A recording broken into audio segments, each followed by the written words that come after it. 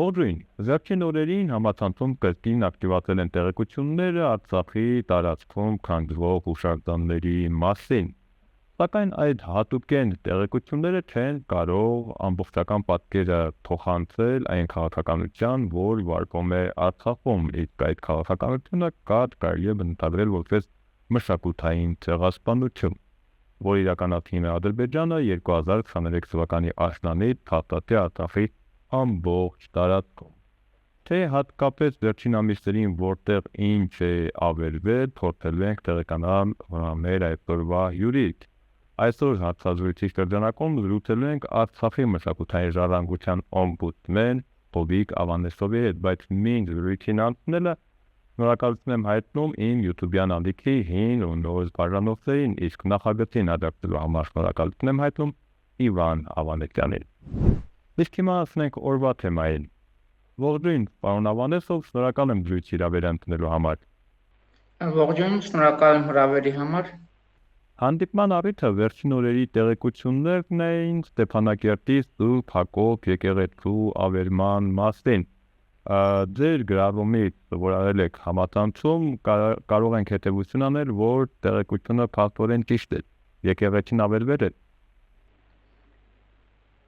Այո, ցավոք սրտի մենք գործ ունենք հերթական վանդալիզմի փաստի հետ, խոսքը Սուրբ Հակոբ եկեղեցու ավիրման մասին է, բայց մինչ այդ հանգամանքին անդրադառնալը մի քանի կարևոր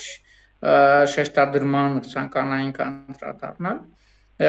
այն է, որ առաջինը ադրբեջանական սոցիալական ցանցերում եւ տարբեր օգտատերերի կողմից, ընդ որում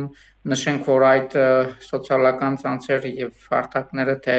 Facebook-ում, թե Telegram-ում եւ թե Twitter-ում վերահսկվում են Ադրբեջանի հատուկ ծառայությունների կողմից եւ Ադրբեջանի նախագահի աշխատակազմի կողմից, տարածում էին տեղեկատվություններ, որ ու կոչեր իշխանությանը, որ Ստեփանակերտի Սուրբ Հակոբ եկեղեցին եւ Մայր տաճարը պետք է ավիրեն։ Եվ ահա այդ տեղեկատվության տարածումից ընդամենը 6-7 ամիս հետո մենք արձանագրում ենք փաստը, որ Սուրբ Հակոբ եկեղեցին ավիրված է, իսկ Մայր տաճարի պատուհաններից առնվազն 2-ը ջարդած են։ Այսինքն մի կողմից այսպես ասենք պատվիրվում է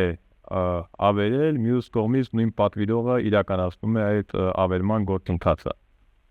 Այո, պետք է նշենք, որ առնվազն 2025 թվականի հուլիսի եւ հոկտեմբերի իրականացված արբանյակային մշտադիտարկումը ցույց է տվել, որ եկեղեցին դեռ կանգուն էր, այսինքն մենք գործ ունենք նոր տեղի ունեցած վանդալիզմի դեպքի հետ։ Բաքվից հայտարարել են, որ քանդելու են անկախության տարիներին Արցախում կառուցած բոլոր հուշարձանները։ Արդյոք դրա, այսպես ասենք, տրամաբանության մեջ ունենք ավերված հուշարձանների էլի դեպքեր արձանագրված։ Նման դեպքեր ցավոք սրտի շատ ունենք։ Այդ ցանկի մեջ մտնում է Մեխակավանի Սուրբ Զորավոր եկեղեցին, ընդ որում որի ոչնչացման փաստը արձանագրվել է BBC լրատվականի լրագրողի կողմից, եւ երբ որ տեղի զինվորականներին օկուպացված հատված Մեխականովանի հատվածում գտնողներին, երբ որ լրագրողը հարցադրում արեց ուղիղ որտեղ է այստեղ կանգնած եկեղեցին, իրեն պատասխանեցին իբր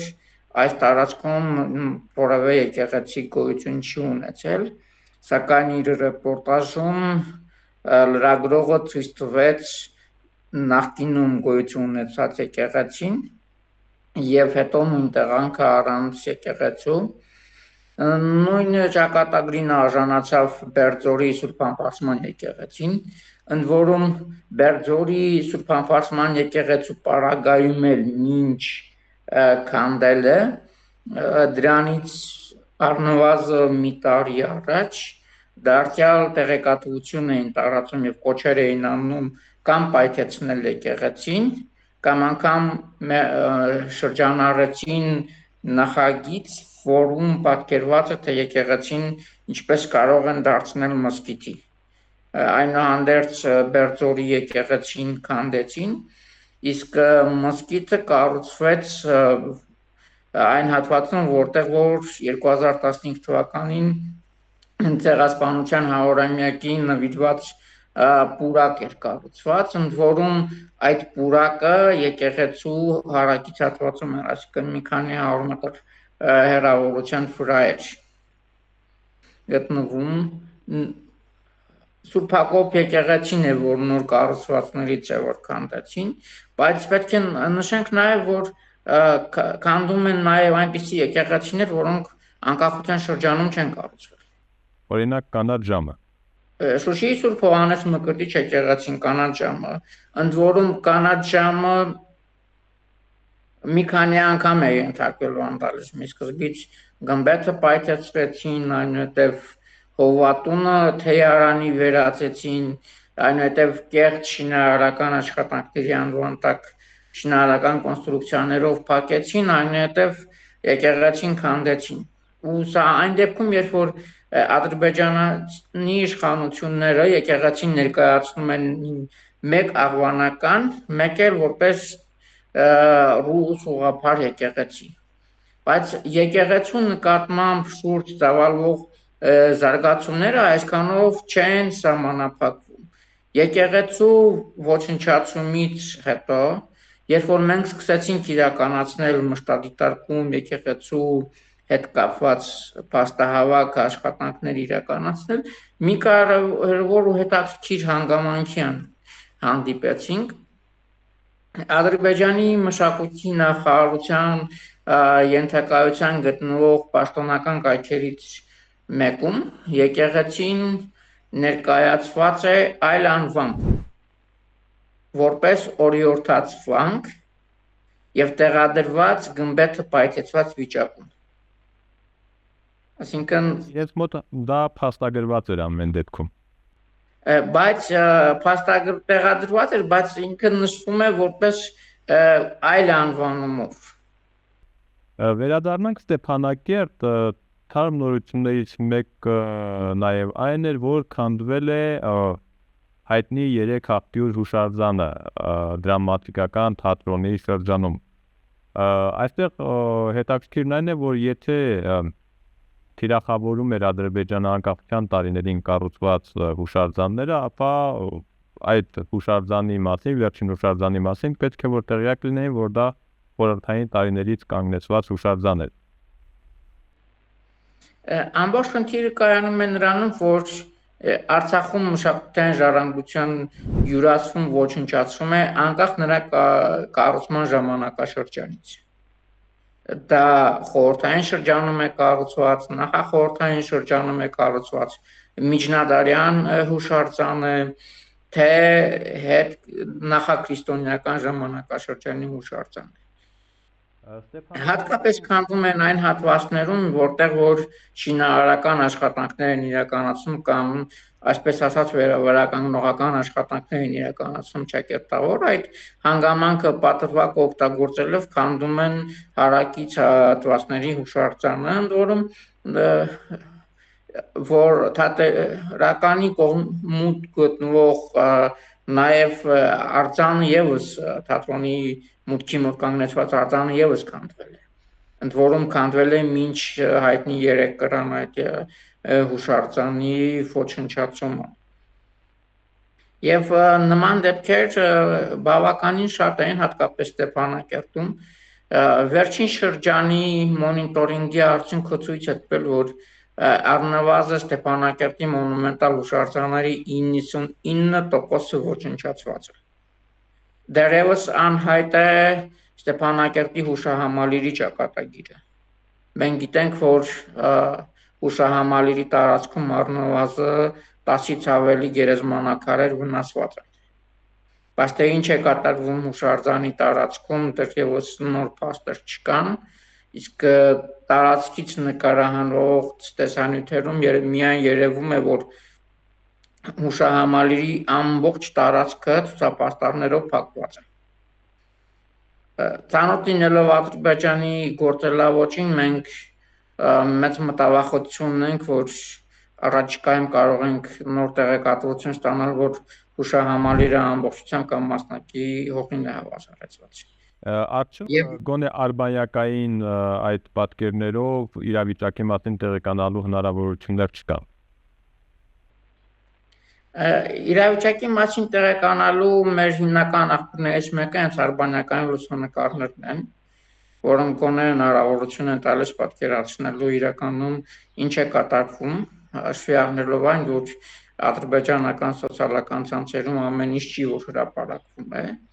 իսկ այն ինչ էլ հրապարակվում է, արվում է ուղղորդված, ընտրված հատուկ օրերի քանդված հուշարձաններ են, որում դիտավորյալ եւ ադրբեջանցիները իրենք էլ չեն հերքում, որ դիտավորյալ են հենց տվյալ օրը քանդում հուշարձանը կամ պետական շենքերը եւ ինչի համար են դա անում։ Դրա վառապացույցը սեպտեմբերի 2-ին արտաքին գործերի նախարարության շենքի քանդումն է, ընդ որում ամբողջ գործընթացը նկարահանվել է պետական լրատվամիջոցի կողմից, ընդ որում ուղիղ եթերում, այնպես ինչպես եղավ ազգային ժողովի շենքի պարագայում։ Ադրբեջանը հատուկ ուշադրություն է դարձնում հատկապես հոգևոր կառույցների քանդմանը։ Այս պահին ունենք որոշակի ցանկ, թե գոնե վերջին տարվա ընթացքում ինչ հոգևոր կառույցներ են ավերվել մասնակի կամ ամբողջությամբ։ Ամբողջությամբ ոչնչացված է Բերձորի Սուրբ Համբարձման եկեղեցին։ Մասնակի ոչնչացված է Աղավնոյի մատուռը, ճակատագրի մասին հուսանք հերթական արբանյակային լուսանկարներով պարզ կլինի։ Տանձատապ գյուղի 19-րդ դարի եկեղեցին է ամբողջությամբ ավերված։ Մոխրենես գյուղի Սուրբ Սարգիս եկեղեցին է ավերված, ընդ որում եկեղեցին ավերելուց հետո ոչնչացվել է նաև գյուղը։ Շուշիի Սուրբ Հովհաննես Մկրտիչ եկեղեցին կամ ինչպես հայտնի է կանաչ շամն է, որ հիմնովին ավերված է։ Ամբողջությամբ ձևափոխված է Շուշիի Սուրբ Ամենափրկիչ եկեղեցին։ Հայտարարություն են տարածել, որ Ծիծեռնավանքում են սկսելու ճակերտյալ վերականգնողական աշխատանքները, որի ավարտից հետո նաև նման գործողություններ իրականացնելու են նաև Գանձասարի վանքի տարածքում։ Բազմաթիվ խաչքարեր են ոչնչացված։ Վերջին վառապացույցը Խանապատ գյուղի տարածքում գտնվող 12-րդ դարով տպագրված եւ արձանագրություն ունեցող խաչքարերից մեկի ոչնչացումն է։ Տարբեր մեր հերոսների հիշատակին նվիրված հուշանկյուններ, խաչքարեր եւս ոչնչացված են։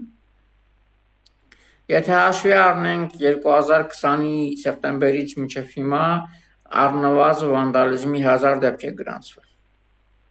Խոսքը ամբողջական մասնակի ոչնչացումների, վնասումների եւ վանդալիզմի դեպքերի հետ է կապված։ Առնվազն 10-ից ավելի գյուղ ամբողջությամբ կամ մասնակի ոչնչացված է, որը փաստագրված է նաև արբանյակային լուսանկարներով։ Ստեփանակերտում Թումանյան փողոցի հատկապես 19-րդ դարի երկրորդ կես, 20-րդ դարի սկզբի կառուցված պատմական շենքերն են քանդել, որի տեղը ճակերտյալ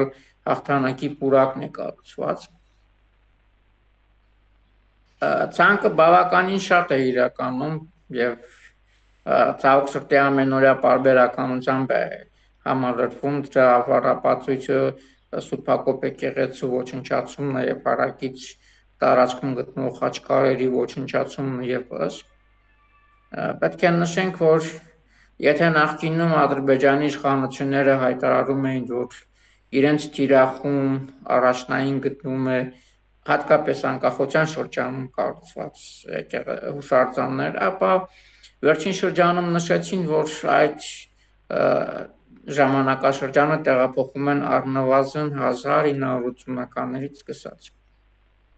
Եվ Չեն խնայում նաև հայրենական պատերազմին նվիրված հուշարձանները, վերջերս տեղեկություններ հայտնվեցին Խանոշինակում հուշարձանի ավերման մասին, դրանից ավելի վաղ տեղեկություններ կային Մարտունու հուշարձանի ավերման մասին։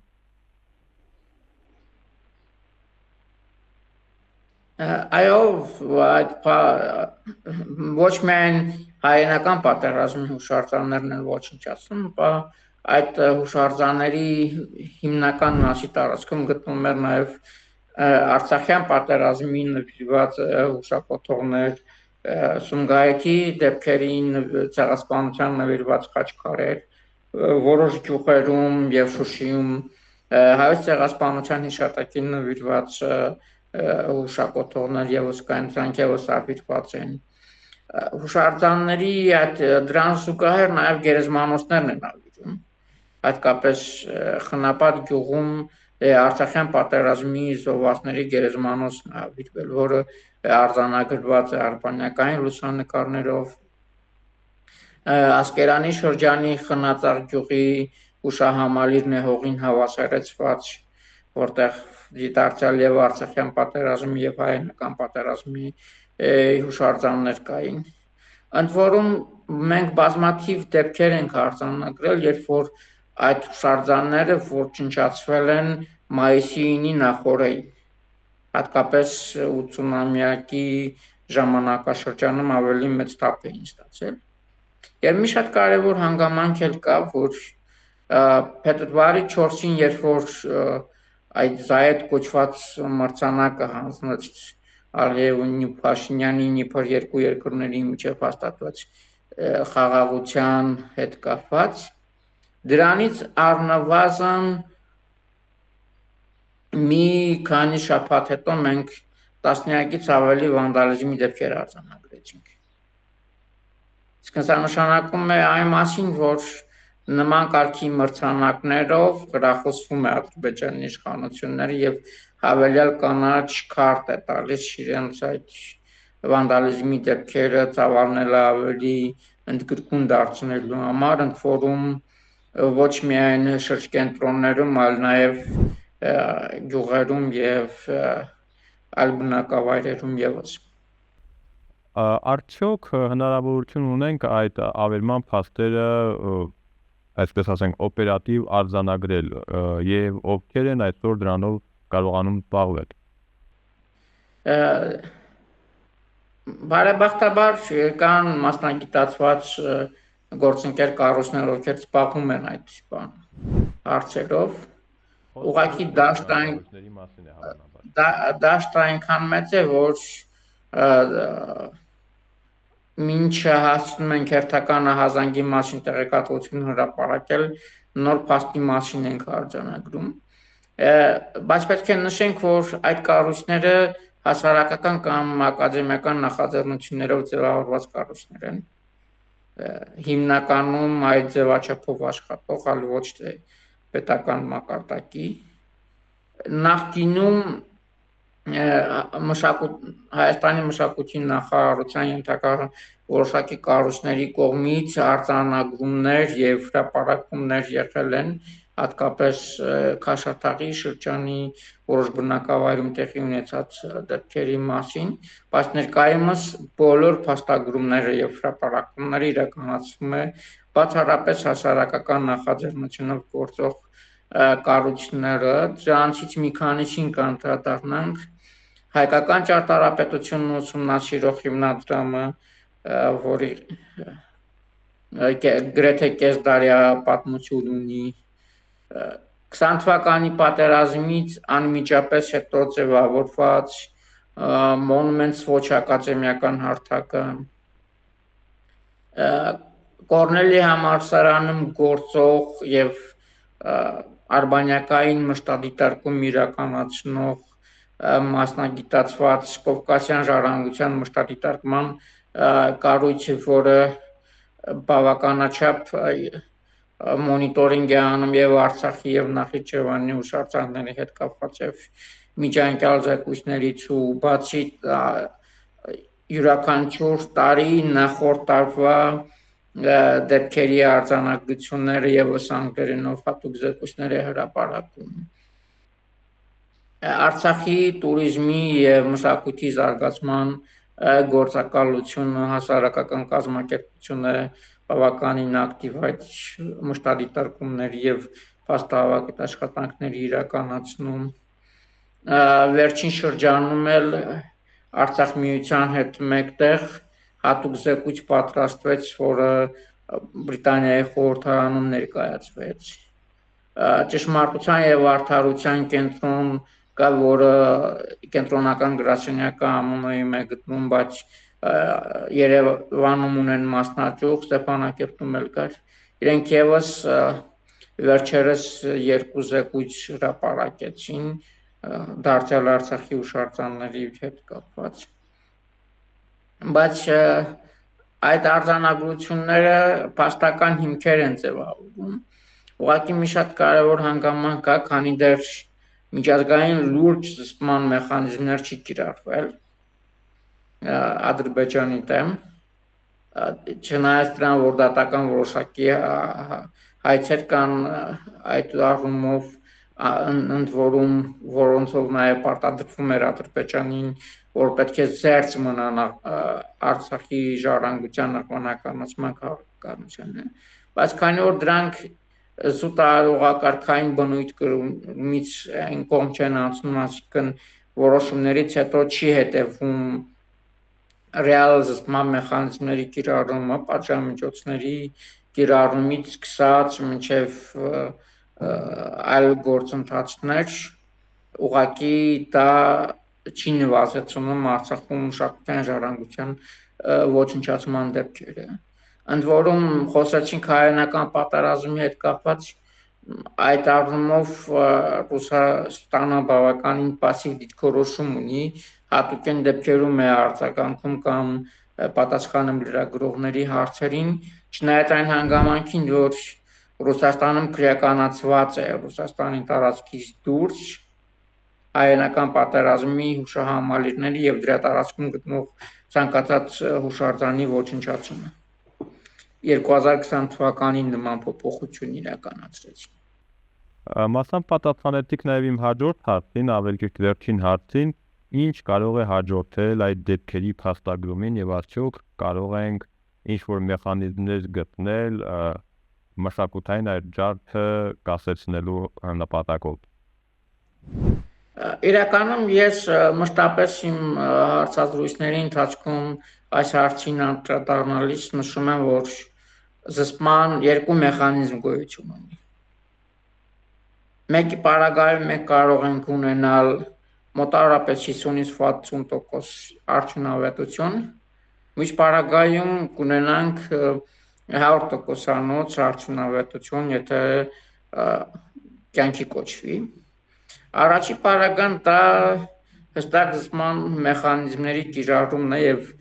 դատական գործընթացներն են Ադրբեջանի դեմ եւ այդ վանդալիզմի իրականացնող անհատների դեմ եւս, հատկապես որ բազմաթիվ դեպքեր կան, որ վանդալիզմ իրականացնող անձին հնարավոր է նույնականացնել, հաշվի առնելով, որ վանդալիզմ իրականացնողները հենց իրենք են նկարը հանում եւ տարածում այդ, կլինի դա զինվորականներ, կլինեն դա շինարարական կազմակերպության ներկայացուցիչներ, որովհետեւ բոլոր այդ դեպքերը հիմնական խոշոր վանդալիզմի դեպքերը տեսանկարահանված են, ընդ որում նաեւ ուղիղ եթերում, անել Ադրբեջանի պետական լրատվամիջոցների կողմից, որտեղ որ շինարարական ընկերությունների անվանումներն են երևում, կիրառող շինտեխնիկան է երևում, այստեղ արդեն նույնականացում անել եւ այդ գործընթացով դատական process-ներ սկսելը բավականին հեշտ է, իսկ մնացյալ պարագաներում Ադրբեջանի պետությանը ամբողջական պատասխանատվության ենթարկելու տարբեր մեխանիզմներ կան։ Թե միջազգային դատարաններում, թե ինչպես նշեցինք, որոշ պետությունների դատական ատյաններում, որտեղ որ դատական գործընթացներ սկսելու իրավական մեխանիզմներ կան։ Երկրորդ պարագան ունենանք 100%-անոց արդյունք, երբ որ վերադարձ լինի մինչ 2020 թվականի սեպտեմբերի 27-ի ստատուս քվոյին։ Այսինքն հայկական Արցախ իր պետական ինստիտուտներով, անվտանգության սեփական մեխանիզմներով։ Այդ պարագայում 100%-ով ոչ միայն կդադարեցվի մշակութային վանդալիզմի դեպքերը, այլ հնարավորության դեպքում նաև կորսյալ հուշարձանները կամ վնասված հուշարձանները կվերականգնվեն։ Երկրորդ պարագան, այսպես ասենք, թողնենք ավելի հեռու ժամանակներին, արդյոք գոնե առաջին տարբերակը կիրառելու հնարավորություններ կան։ Այսինքն գոնե ինչ-որ դատական ակտերով կամ ժամանակավոր միջոցներով այդ հուշարձանները փրկելու ինչ-որ շանսեր։ Այո, կան, ուղղակի դրան պետք է հասարակական նախաձեռնությանը պետք է միացվի եւ Սփյուռքի մեր կազմակերպություններին ջանքերին պետք է միանա նաեւ պետական մոտեցումը, որը կմոբիլիզացնի իր դիվանագիտական ուժերը։ Թե չէ այս պարագայում մինչ հիմա հասարակական այդ նախաձեռնություններին ուղղակի նաև որոշ նպաստում է Մայրաթոր Սուրբ Էջմիածնի ծավալված գործունեությունը եւ Կիլիկիո կաթողիկոսության կատարած գործունեությունը, որը որոշակի արդյունք տարբեր հարթակներում տալիս է, բայց դրան քանի դեռ չի միացել նաև պետական դիվանագիտական կորպուսը, առանցին երկրներում մենք ունենք դեսպաններ, ովքեր որ այդ հարցին հետամուտ են լինում եւ գոնե այդ երկրների խորհրդարաններում եւ այլ մակարդակներում գործունեություն ծավալում են, բայց մնացյալ պարագաներում մնացել է հասարակական կազմակերպությունների մեր երկու, այսպես ասած, խոշոր թեմերի եւ սփյուռքյան կառույցների ուսերի։ Գոնե այս ձևաչափով մենք փորձում ենք օրակարգում մշտապես պահել Արցախի մշակութային ժառանգության հետ կապված հարցերը եւ միջազգային այդ հանրությանը իրազեկել տեղի ունեցող վանդալիզմի այդ դեպքերի մասին եւ վերջին շրջանում հատկապես Բրիտանիայի խորհրդարանում լսումներ որտեղի ունեցան, որտեղ որ Արցախի մշակութային ժառանգության վերաբերյալ ներկայացվեց միանգամից երկու զեկույց, երկու տարբեր կազմակերպությունների կողմից, երկրորդ զեկույցը, եթե հաշվի առնենք երկու կազմակերպություն են հեղինակը, ստացվում է 3 կազմակերպությունների կողմից, նաև ցուցադրվեց մեր գրասենյակի կողմից եւ Արցախի պատմական միջավայրի պահպանության կոմիտեի երբ որ մշակույթի նախարարության կից գործում էր Արցախում այդ կառույցների արխիվներում փաստագրված ինֆորմացիայի հիման վրա ստեղծված 10 րոպեանոց փոքր տեսաֆիլմը, որտեղ որ վանդալիզմի դեպքերը նկարագրված են ոչ թե լուսանկարների հիմքի վրա, այլ տեսանյութեր են, որոնք որ վերցված են տարբեր սոցիալական ռեսուրսներից ու որտեղ որ հստակորեն երևում է, թե ինչ մեխանիզմներով եւ ինչ տեխնիկաների կիրառմամբ են ոչնչացնում մեր հուշարձանները։ Շնորհակալություն, պարոն Ավանեսով, հետաքրքիր զրույցի համար, ցավոք մտավախություն ունեմ, որ առաջիկայում էլ առիթ կունենանք ու առիթներ կունենանք այդ թեմային անդրադառնալու, իսկ այսօր շնորհակալ եմ բարձրաբանումների ու մանրամասների համար։ Ես եմ շնորհակալ հնարավորության համար։ Հիշեցնեմ, որ այսօր զրուցեցինք Արցախի մշակութային ժառանգության օմբուդսմեն ազգային պատմամշակութային հասարակական կազմակերպության փոխնախագահ Հովիկ Ավանեսովի հետ։ Այդքանն էինք նախատեսել, ամուր եղեք ու մի քիչ էլ զգույշ, կհանդիպենք։